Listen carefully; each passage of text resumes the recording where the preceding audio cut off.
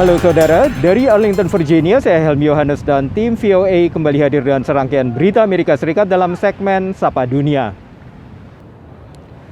Vaksin COVID dengan dosis tunggal Johnson & Johnson kembali diizinkan dipakai di Amerika Serikat menyusul penghentian sementara akibat adanya 15 kasus penggumpalan darah langka yang teridentifikasi. Otoritas Kesehatan Amerika mengizinkan lagi pemakaian vaksin ini, namun dengan peringatan tentang potensi penggumpalan darah yang langka. Setelah dihentikan pemakaiannya selama 11 hari, vaksin COVID buatan Johnson & Johnson mendapat lampu hijau dari Badan Pengendalian dan Pencegahan Penyakit Amerika (CDC). Sebanyak 26 negara bagian mengatakan akan segera memulai lagi pemakaian vaksin yang hanya memerlukan 1 dosis suntikan ini. CDC dan Badan Pengawas Obat dan Makanan Amerika FDA merekomendasikan vaksin Johnson & Johnson diberi label peringatan mengenai risiko penggumpalan darah yang langka.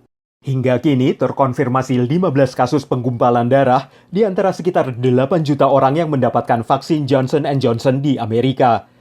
Kasus penggumpalan darah itu semuanya menimpa kaum perempuan yang mayoritas berusia 18 hingga 49 tahun, dengan hanya 2 orang yang berusia di atas 50 tahun. 3 orang meninggal dunia akibat penggumpalan darah itu. Tapi menurut Otoritas Kesehatan Amerika, manfaat vaksin Johnson & Johnson untuk mencegah terpapar COVID jauh lebih besar dibanding resiko penggumpalan darah.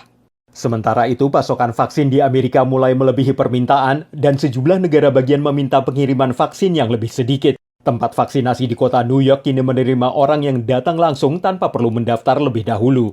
Data CDC menunjukkan hingga hari Minggu sudah 225 juta lebih dosis vaksin yang disuntikkan di Amerika, dan hampir 93 juta warga dewasa sudah mendapatkan vaksinasi lengkap. Dengan lebih 225 juta dosis vaksin COVID-19 sudah disuntikkan di Amerika, Presiden Joe Biden berjanji untuk membagikan dosis berlebih ke negara lain.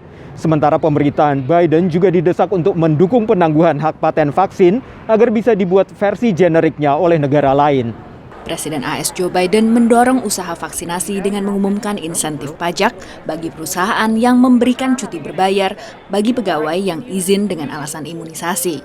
Biden juga berjanji untuk berbuat lebih untuk komunitas global. We're looking at what is going to be done with some of the vaccines that we are not using. We got to make sure they are safe. Sejumlah senator dari Partai Demokrat mendesak Biden untuk menangguhkan sementara hak kekayaan intelektual yang berkaitan dengan perdagangan. Sedikitnya 80 negara anggota Organisasi Perdagangan Dunia WTO mendukung penangguhan hak ini yang akan mengizinkan pengembangan vaksin generik. Hal ini tidak didukung oleh Uni Eropa dan Amerika Serikat. Pemerintahan Biden di bawah tekanan perusahaan farmasi yang mengklaim perlindungan haki sebagai kunci mengatasi varian baru virus corona serta peningkatan produksi untuk penuhi kebutuhan global. Tapi dengan diplomasi vaksin yang agresif dari Tiongkok dan Rusia, posisi geopolitik AS jadi taruhannya. Right now, the United States is being looked at by countries around the world as a hoarder who is buying up all the vaccine doses that are available and not sharing the technology to enable countries to make their own. In fact, especially middle-income countries aren't asking for shared doses. They're asking for the know-how so that they can make the vaccines for their own populations. And it looks incredibly stingy for the United States to say no. AS berkontribusi sebesar $4 miliar untuk mekanisme berbagi vaksin gagasan PBB COVAX dan meluncurkan inisiatif bersama negara-negara kuat, yaitu India, Australia, dan Jepang untuk mempercepat vaksinasi di Asia Tenggara. Demikian laporan VOA. Beralih ke industri bioskop di Amerika yang nasibnya makin tidak menentu. Analis memperkirakan 10 hingga 25% bioskop di Amerika terancam tutup permanen karena tidak mampu membayar sewa gedung.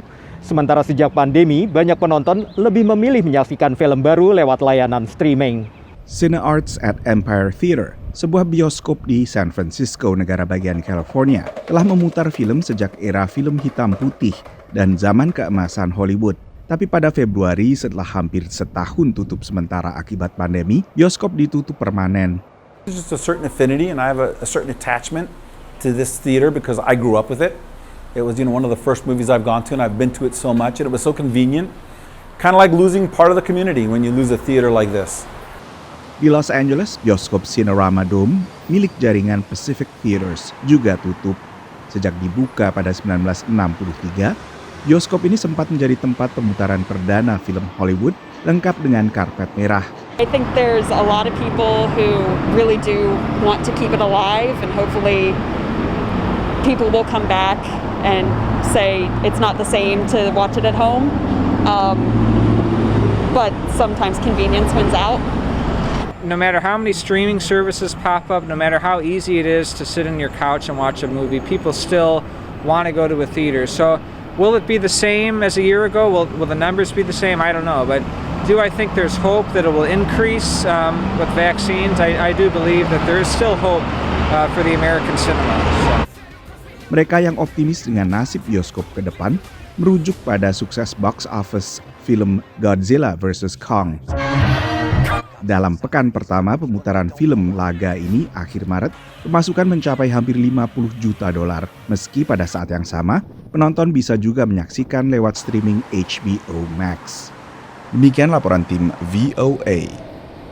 Kini kita tengok warga diaspora Indonesia Yohana Juanda yang menjadi supir bus sekolah di Leesburg, Virginia karena kecintaannya pada anak-anak.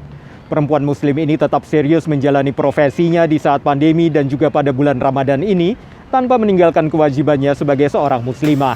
Nama saya Yohana, saya kerja sebagai supir bus sekolah di Loudoun County Public School di Leesburg, Virginia. Yohana Juanda, diaspora Indonesia di Leesburg, Virginia, memang menyenangi pekerjaan yang melibatkan anak-anak. Ia sempat menjadi pengasuh anak sebelum melamar menjadi supir bis sekolah, sebuah profesi yang tak terbayangkan sebelumnya. To be honest, sebenarnya ngeri juga gitu ya. Ngelihat segede gini saya bisa nggak ya nyupirnya gitu ya. Karena saya itu kan awalnya dari Indonesia saya belum bisa nyupir. Setelah melalui proses wawancara, pelatihan, dan lulus ujian tertulis serta praktek, Yohana pun mulai bekerja mengantar jemput murid sekolah. Menurut Yohana, selama menjalani pekerjaan ini, mengatur para siswa di dalam bis ternyata lebih berat ketimbang menyetir bisnya. Saya cuma bilang sama anak-anak, first of all, aku bilang, I do not want to see you standing while I'm driving. Anything that is against safety, that will have a problem with me. Namun, ia bersyukur dengan pekerjaannya ini dan tetap dapat menjalankan ibadah. Kalau saya kerja seharian, misalnya pernah saya field trip sampai malam, ya saya sholat aja di bus atau saya sholat aja di lapangan gitu. Since the pandemic had started, I was concerned about her catching a COVID. She was out delivering free lunches to the children because they couldn't go to school. And then when schools opened back up, partly, she was driving some kids back and forth to school. A little bit more relaxed now because she has had her vaccine. Sejak Februari, county tempat Yohana bekerja mulai menerima siswa kembali ke sekolah. Ia tak dapat menyembunyikan kegembiraan bertemu kembali dengan murid-murid yang setia naik di bisnya. Dari Leesburg, Virginia, VOA. Saudara, kami akan kembali dengan Sapa Dunia Senin depan. Terima kasih atas perhatian Anda. Dari Arlington, Virginia, saya Helmi Yohanes dan tim VOA.